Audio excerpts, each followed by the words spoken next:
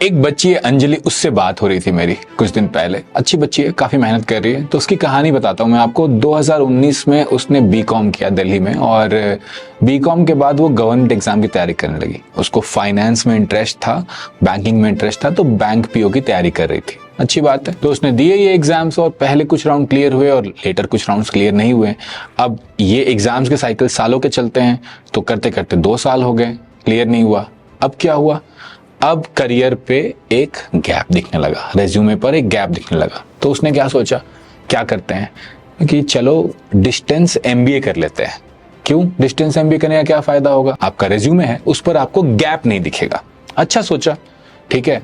तो 2021 में उसने डिस्टेंस एमबीए किया, तो शुरू किया, और 2021 से 2023 अब जाके उसका डिस्टेंस एमबीए भी कंप्लीट हो गया, और अभी वो साथ साथ इन्वेस्ट कर रही है। इसी को समझते हैं लोग। बहुत सारे बच्चे इंडिया में एमबीए क्यों करने जाते हैं? एक ग्रुप है जो एमबीए करने जाता है कि भाई हमें तो जो अपना जॉब है उसमें कम पैसे मिल रहे हैं, एमबीए करेंगे तो और ज्यादा पैसे मिलेंगे। ये बहुत छोटा ग्रुप है। एक बहुत बड़ा ग्रुप एमबीए करने इसलिए जाता है, और टियर 3, टियर 4, टियर 5 कॉलेज से भी एमबीए इसलिए करता है क्योंकि एमबीए आपको एक करियर में रीसेट दे देता है। आपके करियर में गैप आ रहा था, आपके पास स्किल्स भी नहीं थी, टाइम भी निकला जा रहा था, जॉब भी नहीं मिल रहा था।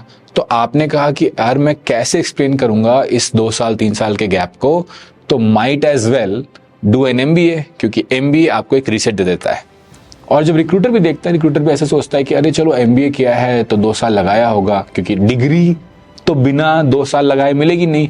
तो पीछे का जो 1-2 साल गया उसको भूल जाओ, अब यहां से इसको एक रीसेट देते हैं, यहां से इसको एक नई शुरुआत देते हैं। तो ये सोचते हैं, भले शायद हम ऐसे सोचते नहीं हैं, हम रीसेट वर्ड नहीं सोचते हैं, हम नई शुरुआत नहीं सोचते हैं, पर करते हम यही है, हम लोग सब करते हैं। जब करियर गैप के बारे में बात करते हैं तो हमें कुछ चीज समझनी चाहिए कि हम लंबी लकीर की जो सीरीज करते हैं हम इसीलिए करते हैं कि हम एम्प्लॉयमेंट और एजुकेशन को डिटेल में समझ पाए कि आखिर जो लोग हैं वो सोचते कैसे हैं। तो करियर गैप क्यों मैटर करता है? आइडियली करियर गैप तो मैटर करना नहीं चाहिए। आपने कभी भी डिग्री ली, उससे क्या फर्क पड़ता है? अगर आज एक फ्रेशर को एक जॉब मिल रहा है, तो फिर उस फ्रेशर को 2 साल बाद वो जॉब क्यों नहीं मिलता है? ये हमें समझना चाहिए। क्या रिक्रूटर जो है, क्या जो हायरिंग मैनेजर है वो एक बुरा इंसान है? वो क्या किसी को परेशान करना चाहता है? ऐसा तो हो ही नहीं सकता। हमारे भाई बंधु, हमारे मामा चाचा, यही लोग एचआर भी बनते हैं, तो बुरे तो नहीं हो सकते।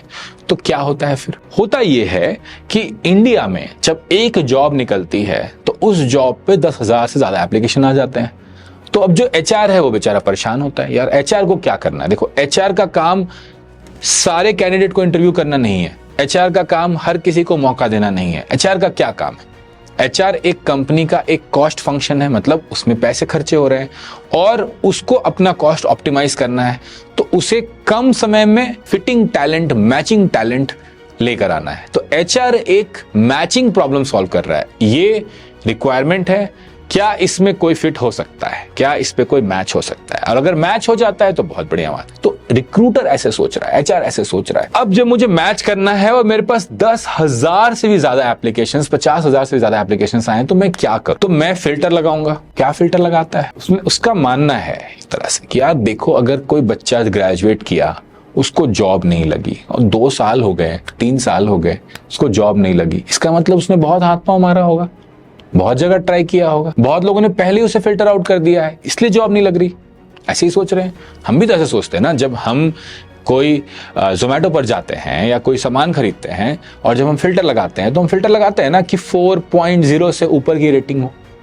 कि अगर 3.7 रेटिंग है तो यार बहुत लोगों ने पहले ही फिल्टर आउट कर दिया है। 2.8 है तो बहुत ही लोगों ने फिल्टर आउट कर दिया है, मतलब तो यहां नहीं जाते लोग, है ना। तो सेम फिल्टर लग रहा है आपके ऊपर। बुरा लग रहा है सुन के या सोच के कि यार हमें कोई सामान की तरह छाट रहा है, हमें कोई रेस्टोरेंट की तरह छाट रहा है, बट उस सामान के पीछे भी तो कोई इंसान है। जब कोई प्रोडक्ट बनता है तो उसके पीछे भी एक कंपनी होती है, उसके पीछे भी लोग होते हैं। जब एक रेस्टोरेंट चलता है तो उसके पीछे भी लोग होते हैं। तो लोग तो हर चीज के पीछे हैं, लेकिन जब आप डिसीजन मेकिंग कर रहे हो एज एन एचआर, तो आप प्रैग्मेटिक सोच रहे हो। आप बस सोच रहे हो कि मैं मिनिमम टाइम में ये फिट, ये मैचिंग प्रॉब्लम कैसे सॉल्व करूं। तो जिसका करियर गैप है उसको हम फिल्टर आउट कर देते हैं। यही करते हैं। देखो, हर संडे हम एजुकेशन और एम्प्लॉयमेंट की बात करते हैं। इस सीरीज का नाम है लंबी लकीर। बाकी एपिसोड्स भी देख लो, और इस एपिसोड को भी लाइक, शेयर, सब्सक्राइब करना मत भूलना।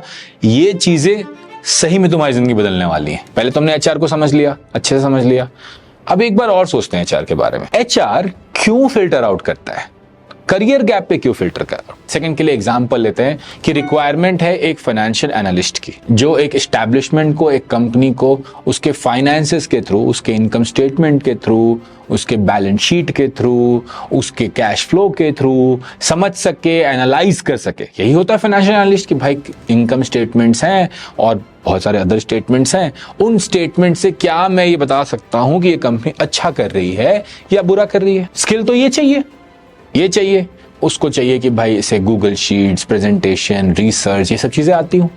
स्किल्स तो ये चाहिए, ये हम सब मान रहे हैं। सेम चीज अगर तुम एक प्रोग्रामर में देखो एक मिनट के लिए, उसको क्या स्किल चाहिए? उसको चाहिए कि क्या ये एक स्क्रीन बना सकता है, क्या वो स्क्रीन को दूसरे स्क्रीन से क्लिक करने पे कनेक्ट कर सकता है, क्या ऐड टू कार्ट कर सकता है, क्या बुकमार्क कर सकता है, क्या रिएक्ट कर सकता है, क्या जावास्क्रिप्ट में कर सकता है, क्या इस चीज को होस्ट कर सकता है, क्या डेटाबेस से कनेक्ट कर सकता है, क्या एपीआई बना सकता है।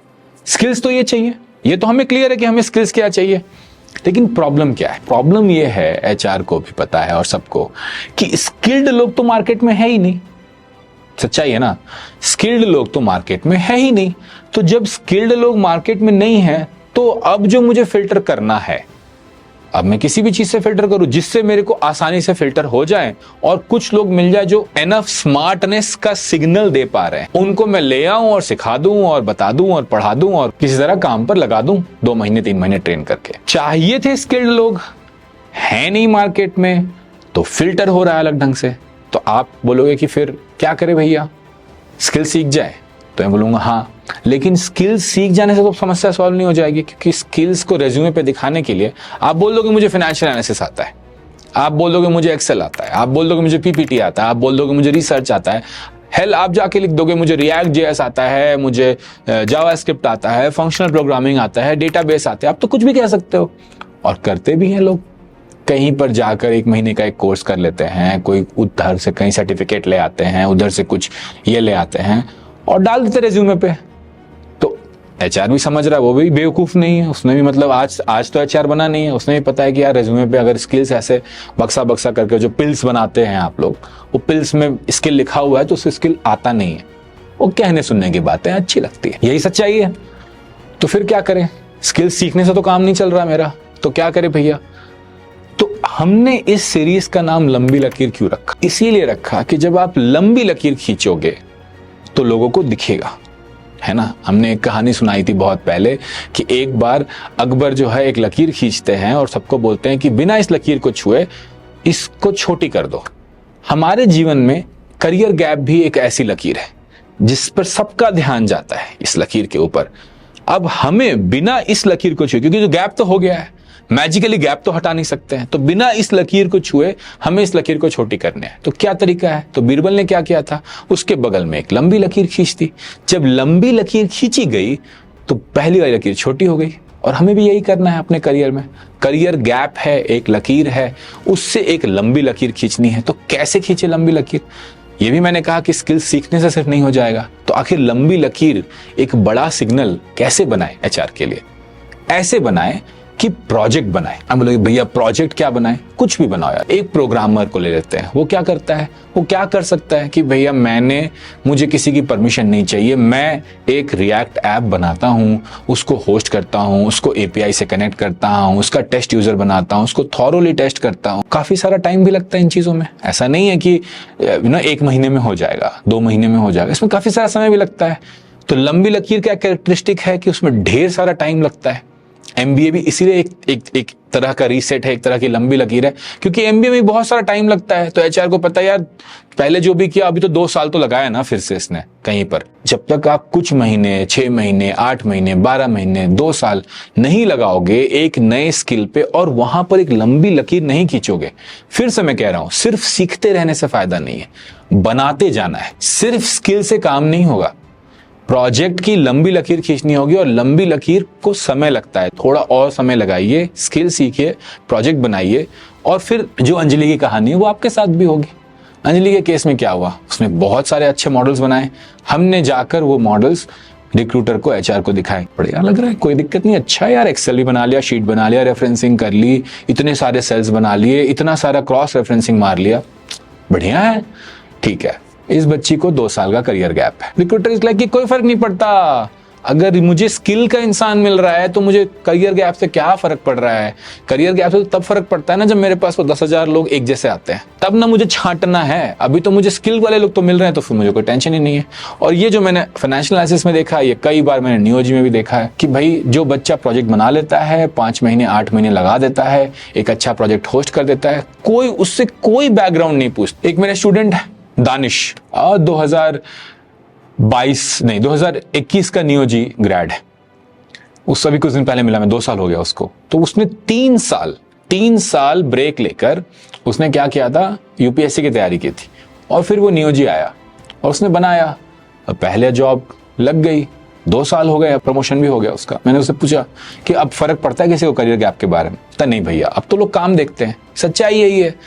एक बार तुम घुस जाओगे, 1 साल, आधा साल, 2 साल काम कर लोगे, किसी को नहीं फर्क पड़ता यार पीछे क्या था। अब तो तुम्हारे पास करियर आ गया, अब तो तुम्हारे पास ब्रेक नहीं रहा ना, अब तो करियर है, ब्रेक नहीं है। लेकिन घुसने के लिए मेहनत करनी पड़ेगी बंधु, अगर करियर गैप है तो। और मेहनत कैसे करनी है वो भी मैंने बताया है। अब इस पर और वीडियो बनाएंगे और विस्तार से बताएंगे कि करियर गैप में हो तो क्या क्या चीजें करनी है, कैसे कैसे रिज्यूमे में क्या क्या डालना है, इंटरव्यू में कैसे बातें करनी है। और इन सब चीजों को समझने के लिए लाइक, शेयर, सब्सक्राइब करना मत भूलना। वीडियोस में लेके आ रहा हूं लंबी लकीर हर संडे। हम बस एजुकेशन और एम्प्लॉयमेंट की बात ही करते हैं इस चैनल पे।